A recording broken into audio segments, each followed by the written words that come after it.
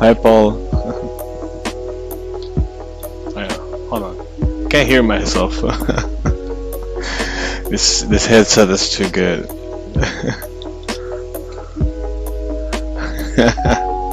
It's a different commission, but yeah, I'm still working on yours, so it's a good thing that my internet connection is back. You'll probably work on stuff, right? Probably stream again. That's good. Hi, Elan. What's up?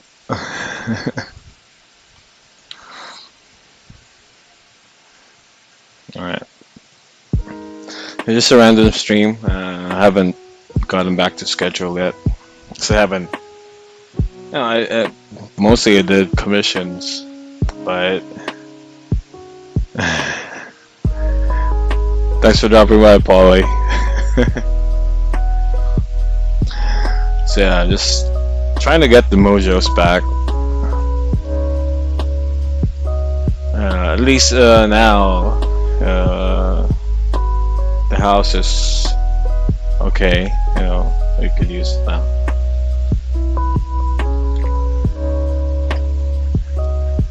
Thanks, man.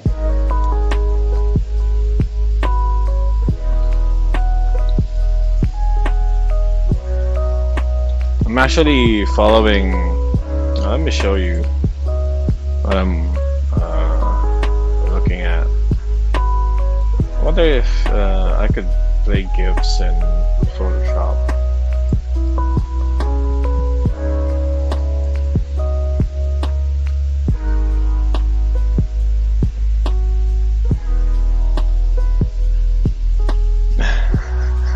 The art master.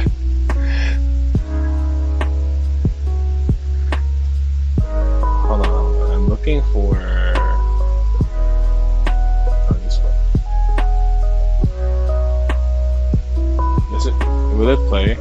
I'm not sure. And it doesn't play. That sucks.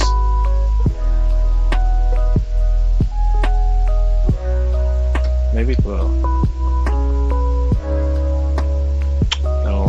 Doesn't play. So I'm following a work in progress GIF from one of the artists. He broke down, you know, the process of his artwork, and I'm trying to follow it, see if I could learn something from it. Which I am. I'm learning a lot of things from it. Helps me with you know, when I do stuff, because most of the time I just swing it, right? I just do whatever I feel like doing. There's not really a structured form. Well, there is, but it's not like rigid. Sometimes I will paint right off the bat, straight to colors, then make sure the values are correct. Sometimes I would do the other way around. I would start with the planned out line weight and all. Then I would, you know, do the values and then work on the colors. Sometimes I would do that, but you know, it's mostly random, whatever I feel like doing. Because I don't like being rigid with things, especially with art. Hi, Bibu. Thanks for dropping by. Yeah, it took me a while. Yeah. The ghost strap in Davy Jones' locker is back.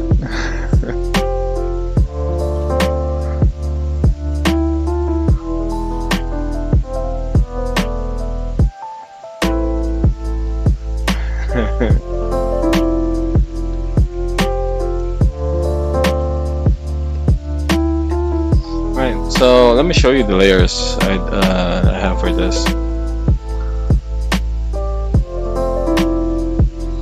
So yeah, one more thing I'm trying to do with this piece is making sure the layers are separate. So this is the rough draft of the sketch, right? And then we lay out the color palette for the entire piece.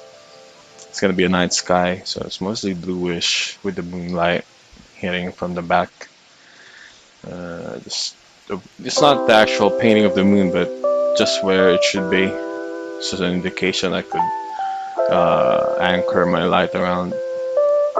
And some background trees, some atmospheric perspective, some more background stuff.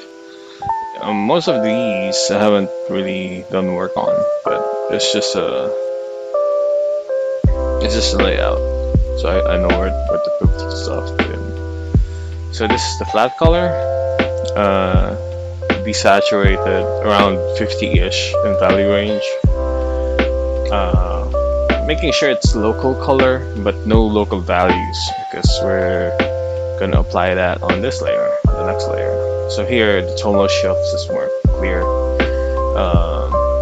The reds also, I also applied the blue tint the moon is giving off, so it has to be some blue on this red.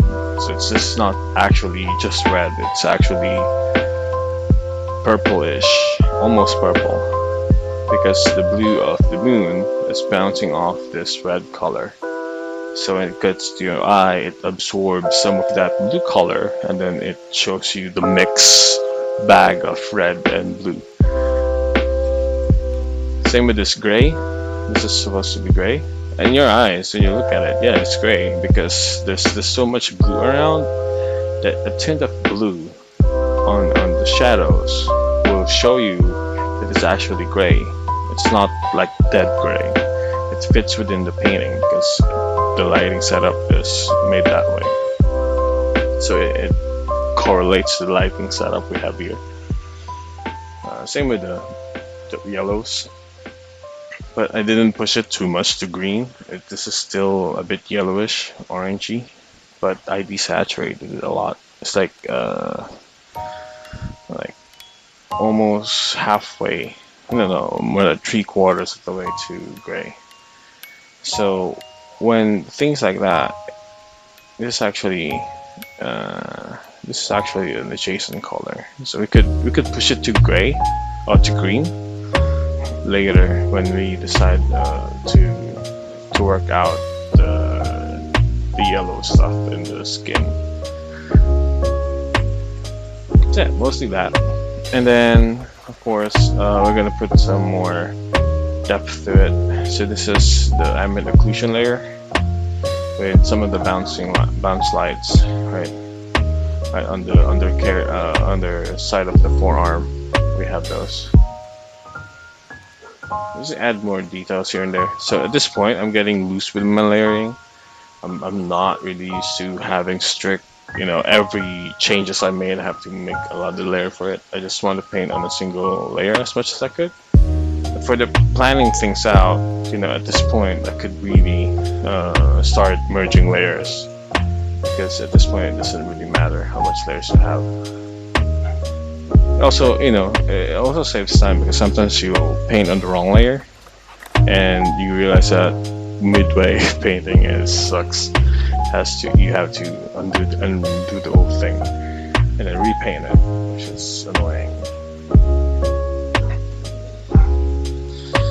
So yeah, that's the current progress I have with this painting. So I'm doing bounce light and ambient occlusion. Last time we did, so we're gonna do that. So ambient occlusion is mostly the absence of light. Corners that the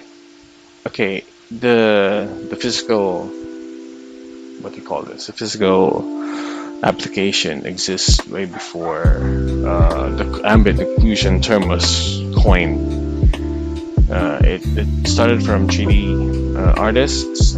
They have this technique of adding subtle shadows within a model, and the rule is, if there's ambient light over, like this person is under this moon right here, if there's an overall general direction of ambient light, ambient occlusion, or if the occlusion of light, the omittance of light, So it would represent parts of that model not being lit by the ambient light. So the nooks and crannies of a figure, like this corner of the clothing, right? No amount of moonlight would bounce hard enough, no amount toward inwards that clothing. It wouldn't go that far, right? So these parts of the model will remain dark no matter the lighting setup. Same with the nostrils, your canal, the corners of your eyes. Well, not so. So those are the rules, right? So if there's an ambient light, where are the ambient occlusion would be? So that's like corners, folds, deep folds, things where the light could not reach. The under part, the the under parts, and the underside underside of his notebook. So those are ambient. Those are occluded from the ambient light. So here, not much because it's up there, right? There's nothing much occluding this part of the character. There's gonna be light coming from here, and then bounce light coming from here. Yes, there is. But here, there's a lot of setup going on. There's ambient occlusion here, some here, some here, and also here, also here, also there. So if you turn that off, you can see the difference, right? So it's a type of shadow, right? It's a type of shadow. So form shadow is the form. The shadow, the form shadows is the shadow formed by the structure, right? This card that is made because of the surface of this clothing arm allows it to form that shadow. It's based on form. Cast shadow is based on other body of objects casting another shadow on another part of the object. So this part is a cast shadow.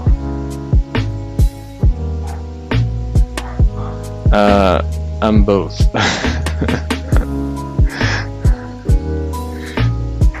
I could be someone like any spirit or monster, but you have to make the proper offerings. So this is also a cast shadow, right? Casted by the arm and his torso. So that's the cast shadow. And then the third type of shadow is ambient occlusion, where it takes the darkest part of the painting because no amount of light could reach it because it's too inside something. Also, ambient occlusion happens when two surfaces are near each other. So this face right here and this arm, they're technically close because it's doing that pose that it's doing. They're technically close, so there's going to be a bit of ambient occlusion happening here, which I haven't done yet. So I'm going to show you how to apply that. And just like I told you, I am drawing on the wrong layer. Holy shit. Hold on. Don't panic. It's organic. Okay, here we go. There we go. That's cool. Okay, so we're gonna do this ambient occlusion right here. Right? So this is the amount of we want. So if you could see, it's actually quite dark. It's not black, but it's really like 90% saturation value range. Yeah. So we're gonna look for the equivalent of that on the red side, which is right about here. I'm manually looking for the colors that I want. Because that's the longest time. That's the longest concept it took me to learn from Photoshop, actually, just from the software. Is that you don't rely on its automatic application of colors because they suck. If you could choose it manually as much as you could, the better. But then you have to learn what colors to choose and how to use them.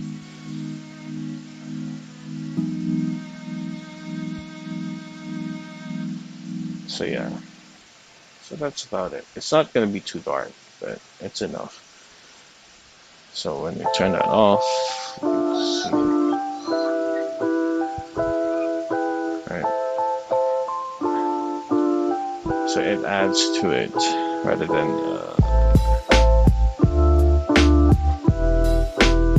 subtracts.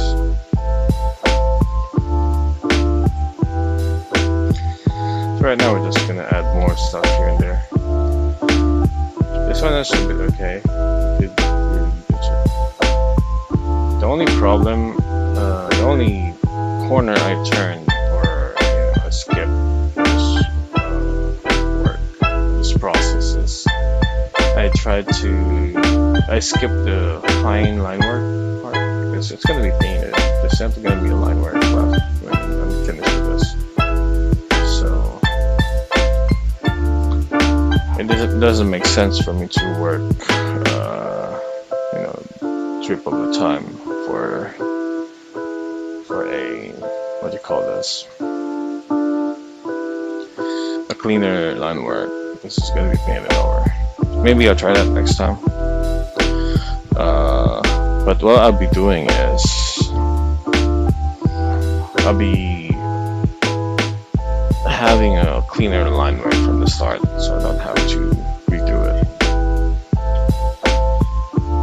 So I have this thing that I could only look at that piece at a certain amount of time. Like if I see it too long, I get really bored with it because in my head it's already finished, right? So it's just the task of laboring through the process of actually finishing it.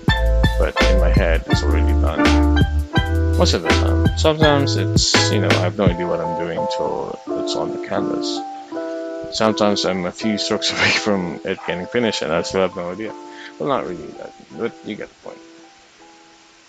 Sometimes you just want to fade to the work and just keep your body moving. I usually do that when rendering, not with design phase or trying to reason out life, certain things like that. Because you're not being an artist at that point, you're supposed to be the designer. You have to make things function the way the client or you wanted it. So you shouldn't zone out at that point in the process.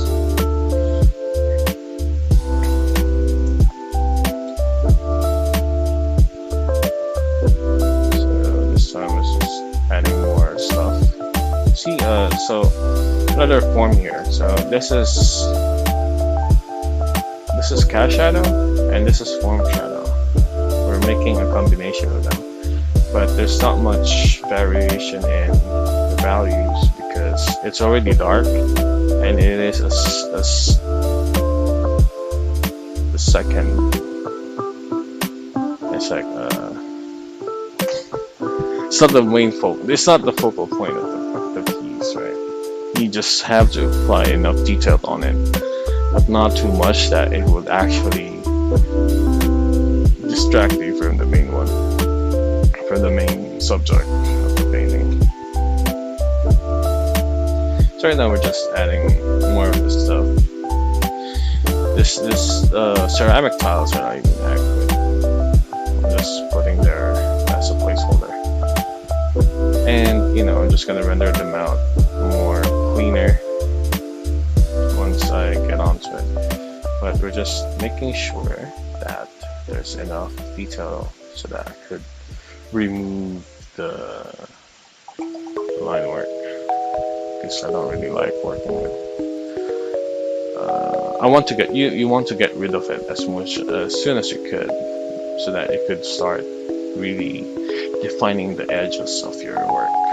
But if you rush too much, you might end up prolonging, especially if you're still learning like me. If you rush this process, it's gonna take you a longer time to actually come up with these fundamentals on the fly.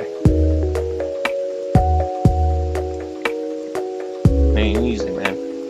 That's what I've been telling myself. It ain't easy. If it is, everyone can do it. But it is doable. You just have to work on it. Be patient with yourself. I'm kind of a hypocrite saying that, because I'm for those who know me, I'm actually the worst possible critique of myself.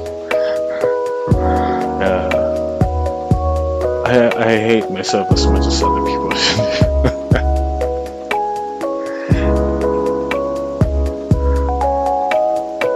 So yeah, just adding stuff. Okay, it's gonna be, that's a shift in values right here, so we're gonna adjust to that.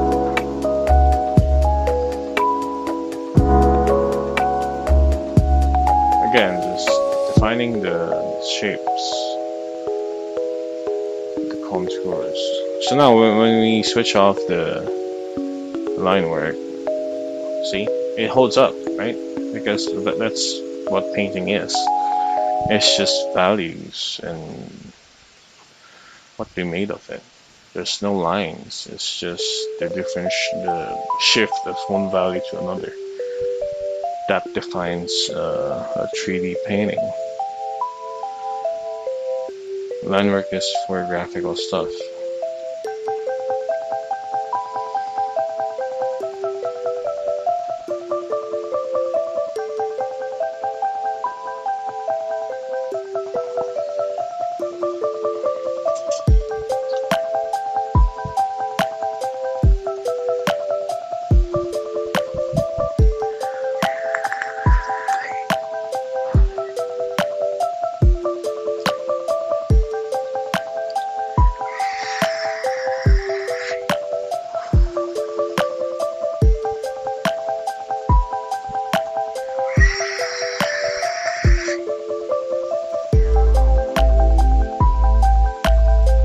So I'm planning on the next step, right?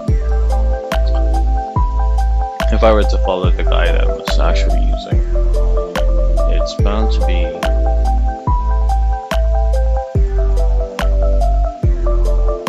let me check this out.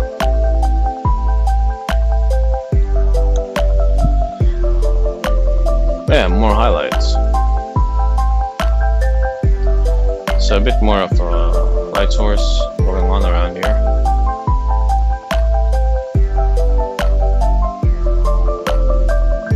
I didn't actually pick that up. Okay. So we're gonna add a bit more of the moonlight hitting the top left of this character. So we're gonna add that next.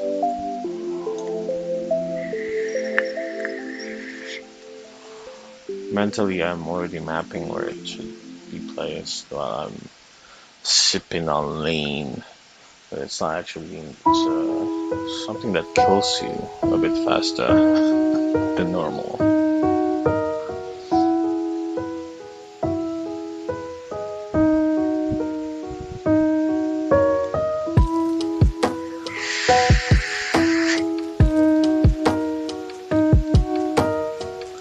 I miss my pipe mod. This would make it, you know, just a little bit more my taste. But yeah, I had that vape mod for a long time, like 3 years, 4 years.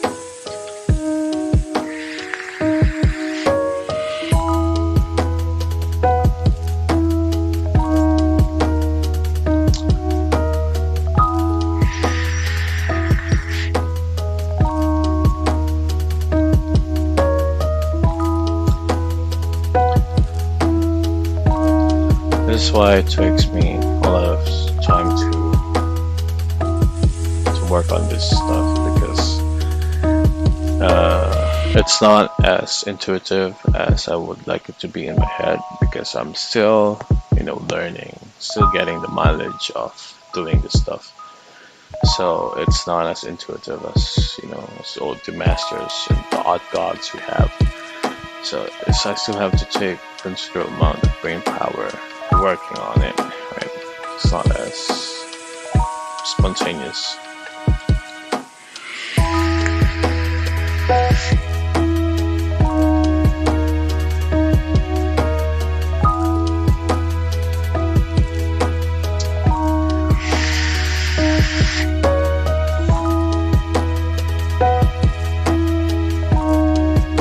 Oh, this lo-fi beats by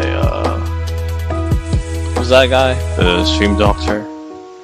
He's offering free lo-fi beats for streaming, so you don't have to worry about copyright strike and shit.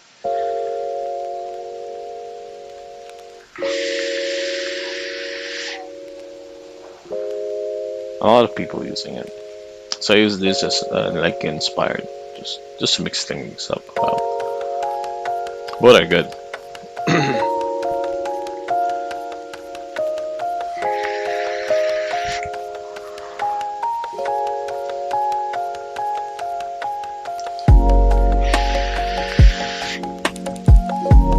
So you see here, shadow of this arm, of the shoulders.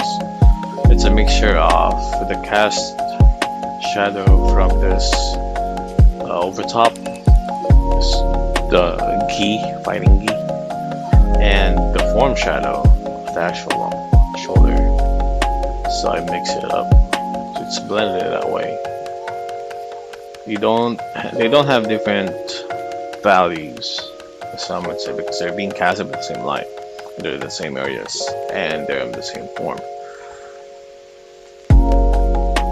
So cast shadow depends on where it is placed on the painting. It doesn't have to be the darkest shadow you have. That will go to the ambient occlusion. So usually this tripart shadow thing is unified. It's just one whole thing. But since we have a coin term for this part of the shadow, the darkest part of the shadow, we were able to break it down a bit more easier, which is always helpful for artists and students.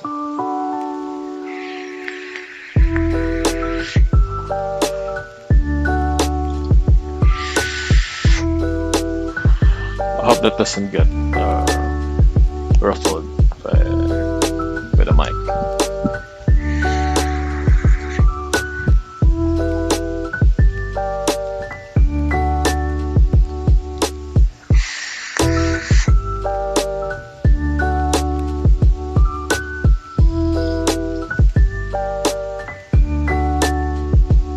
I'm at the point where I don't really have the passion or drive for games at this moment. I know I always have it, but there's so much thing that had passed through me. Like I wasn't able to catch on because of my situation, right? So I just have to let it go. Just accept the fact that you won't be able to jump on the hype or play the latest games. Just have to sweep your head low and keep on drawing. So yeah, I'm not as enthusiastic as I would be for games. It was only temporary. I know I'm a game of a heart, but yeah. For now, we're just gonna work on this stuff so we could get past through this hiccup.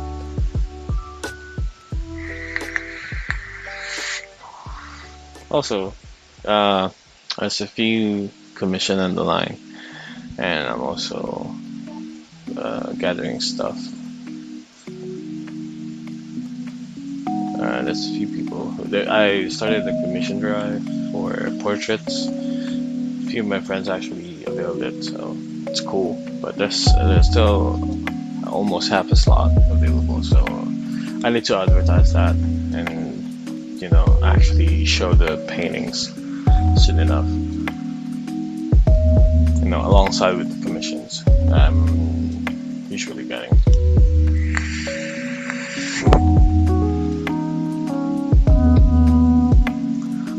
Speaking of which, I have to reply to some people. I forgot.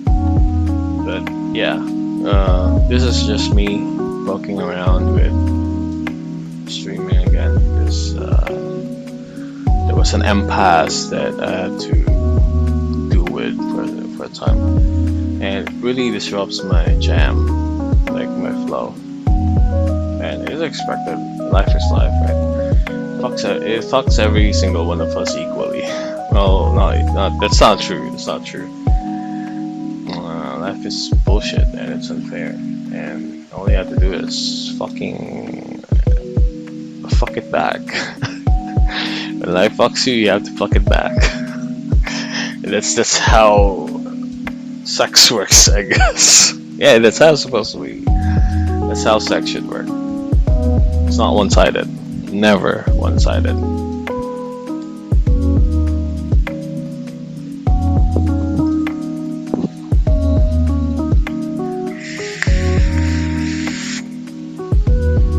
So yeah, take a bit of control and make sure that you're on top of things, even if you're powerless to do any impactful change.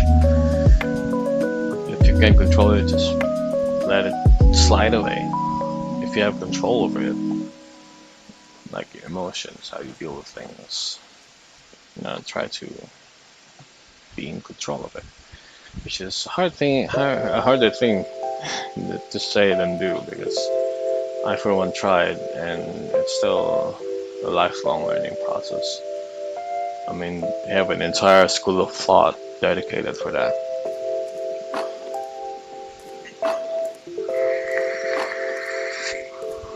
And we're just here trying to get by, right? But yeah. Oh, I'll show you the concept I did for this. Maybe I'm just at this point I'm just procrastinating, really. So that's the guy I'm trying to make.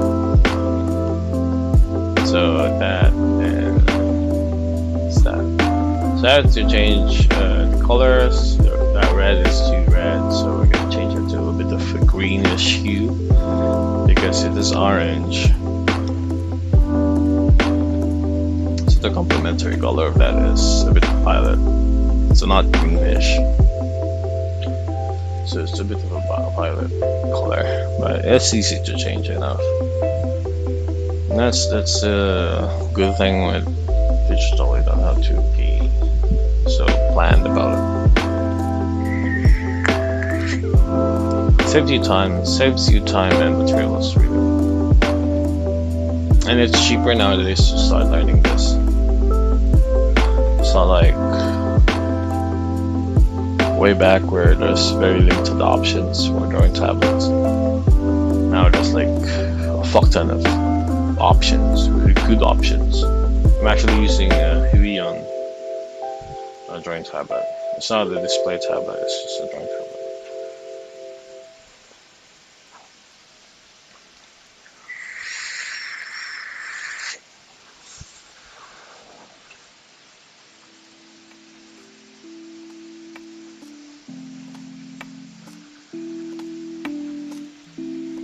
What I really wish I could do right now is get back to Raging Fist. Start just keep drawing comics for it. I really miss that series I have. But it's really fucked up how you have to do other stuff, right?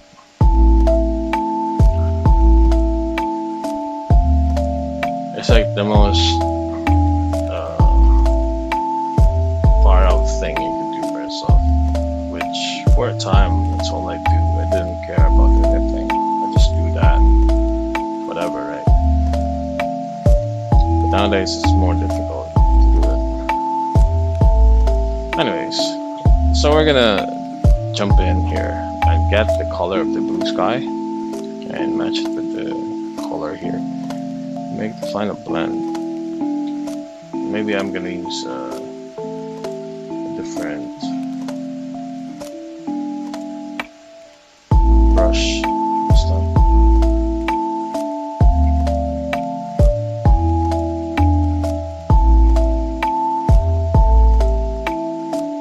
So right now I'm just adding in the highlights and the lighter shades of this painting.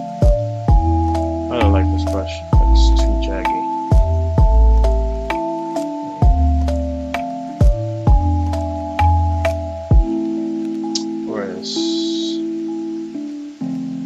Let's go. This is mojos brush. I really like this brush. For the longest time, it's the brush that I use for everything. Mojos single brush. This brush, exact that brush.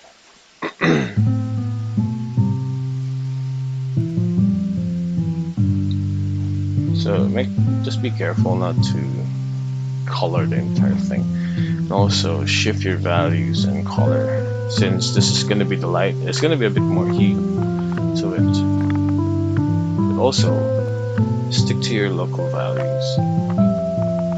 So if something is dark, it's not going to be the highlight of that locally dark value.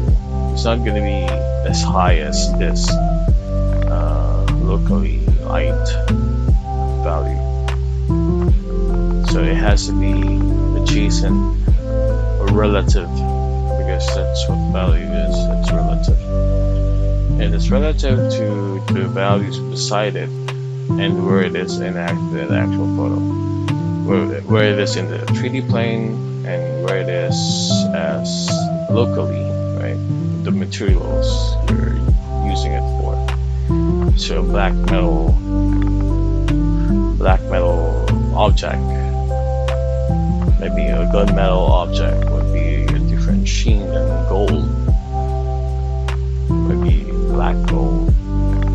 So you have to consider those two, which is a bit of work, but it will add to the illusion of realism to your work, or fundamentals for that matter. So yeah, we'll just keep on doing this. Add a bit more here. Maybe add there. And add.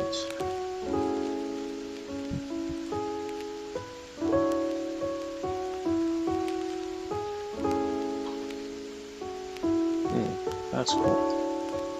And then a bit more off here.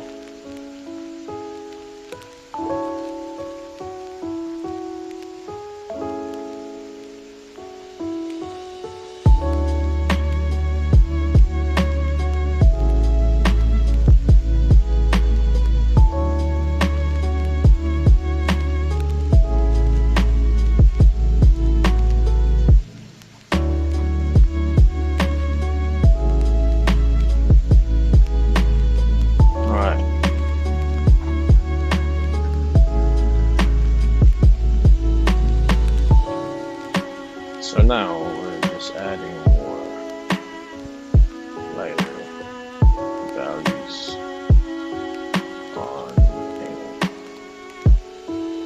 It's gonna be tricky with the group because it's like wave. There's a form it follows, right? It's wrapping around your head, but there's also it has its own curvature and forms.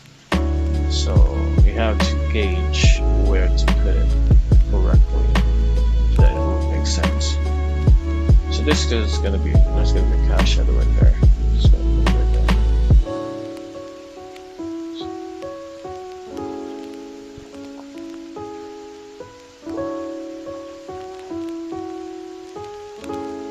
So this is why I like painting in one layer.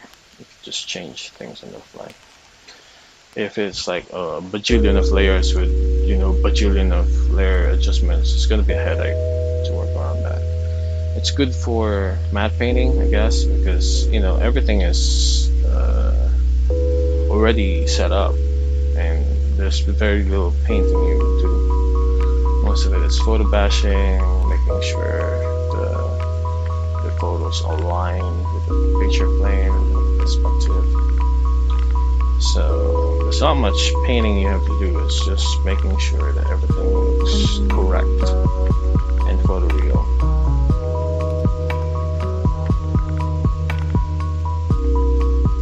But you know, I don't hate it. It's just like I don't like really restrictive work like that. But it's fun. It's fun to do, especially once it like take form and it's finished. Like wow, it really kicks your shoes off, socks off. So just adding more tonal gradation over the thing. And it has to be on the shadow side. I shouldn't invade the neutral local values. So I'm getting some of those back.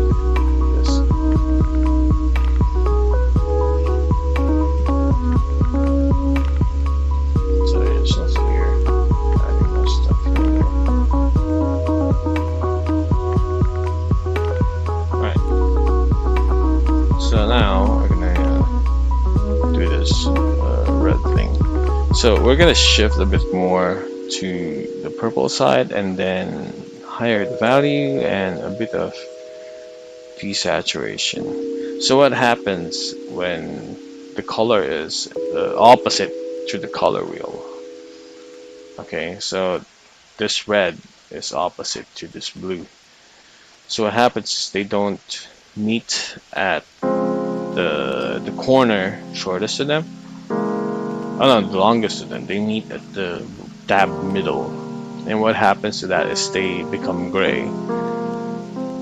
So that's how you actually make a good gray in your paintings. Is to paint opposite colors to just blend them, and they will turn out gray.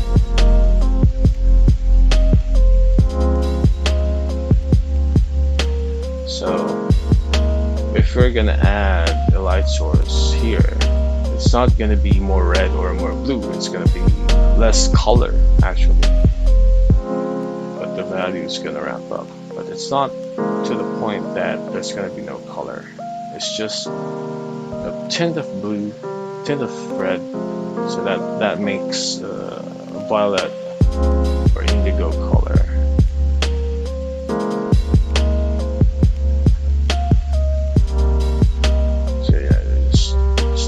Dabbing it on there, making sure. Oh, I actually slept with Bob Ross playing on my computer. So actually, it was a nice sleep. It was a decent, good sleep that I had for a long time.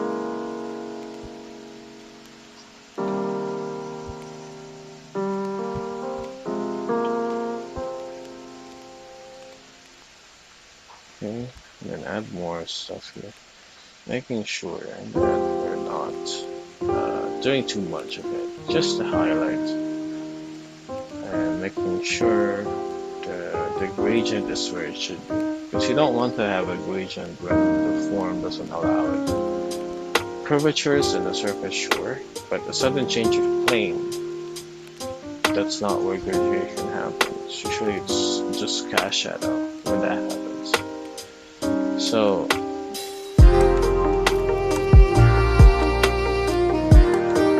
there's going to be a gradation here, but on the corner where the form of this hand guard drops off, that's where the gradation stops. So what I'm going to do is I'm going to merge this layer now, because I'm actually painting on top of it. Some more adjustments that I'm going to make. Okay, that's that. So what is happening here is So as the light comes in and the surface is curved, there's gonna be gradation, right? It's gonna be gradient, gradient, gradient, gradient, gradient. But at the corner where it drops off like that, that's cast shadow. That's just purely cast shadow. There would be gradation in this part. Right? If you're gonna cross hatch, it's gonna be like that. But where it drops off from here to here, that's gonna be pure cast shadow. So that's what's happening.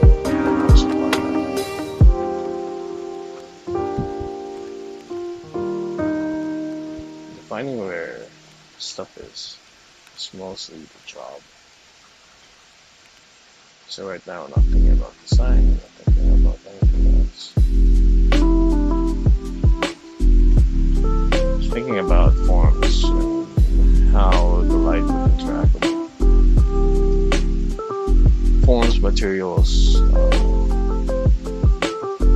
perspective, atmosphere.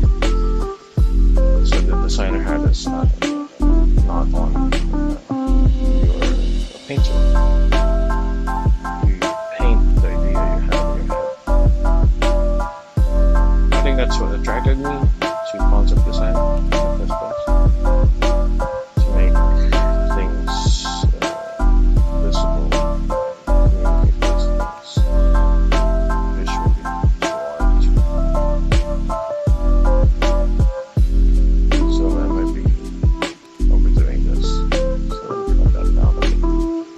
Okay. So now, more of this stuff. So in here, it's already blue. So we're just gonna amp it up a bit and a bit more color, a bit more value.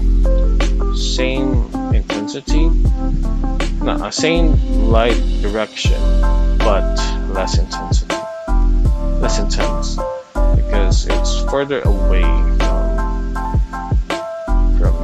the light source. I mean, the body is not that long to have that drastic of a change, but that is where we made the illusion of reality beneficial to how we represent it.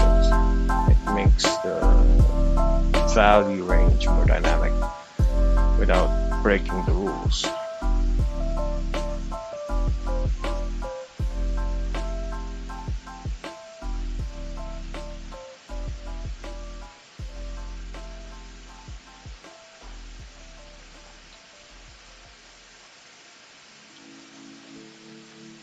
That should be alright. Okay. So the other part that would get a lot of those light, especially, is the back. So right here, we're gonna cover a lot of the plane that is facing the moon. So we're gonna cover that with the highlights. Almost entirely, almost, but we still have to keep enough for the forms to show up.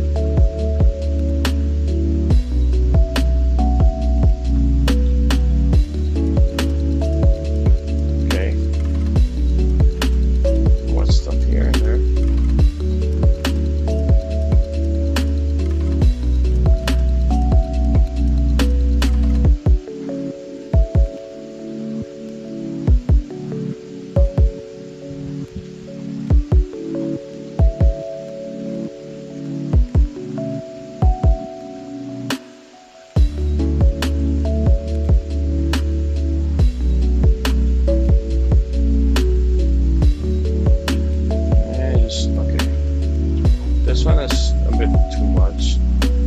There's gonna be a cast shadow right here, right?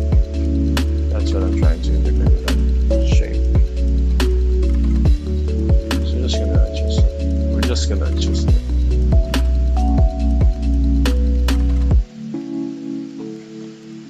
It started to rain here now, so I'm getting a lot of the creative juices out of the bag.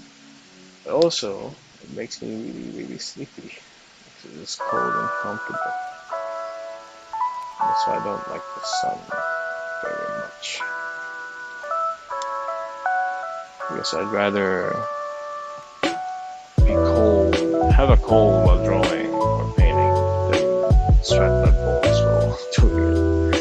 And that's more of a bearable situation.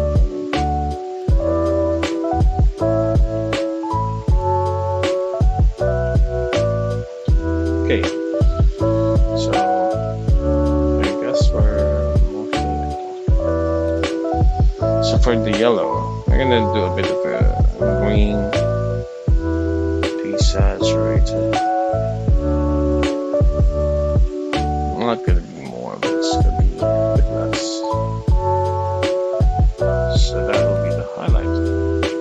So it's not yellow, it's green.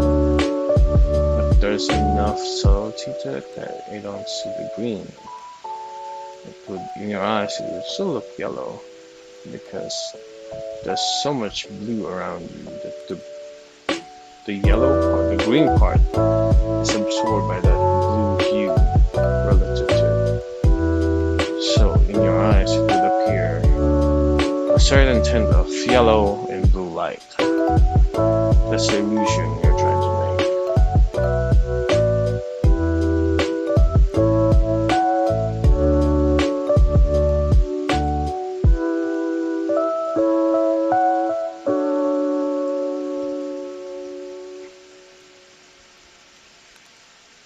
Just adding more stuff here and there. They have a term for it. Color constancy. It has value constancy and color constancy. So it represents the adjacent relationship of colors and values that actually affects the picture or other colors and values.